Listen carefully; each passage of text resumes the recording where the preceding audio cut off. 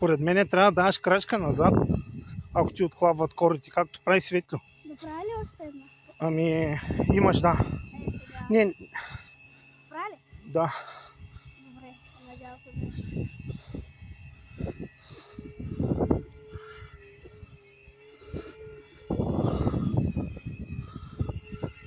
И сега равно, защото свършим.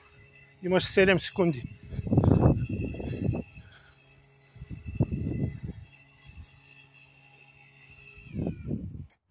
Браво.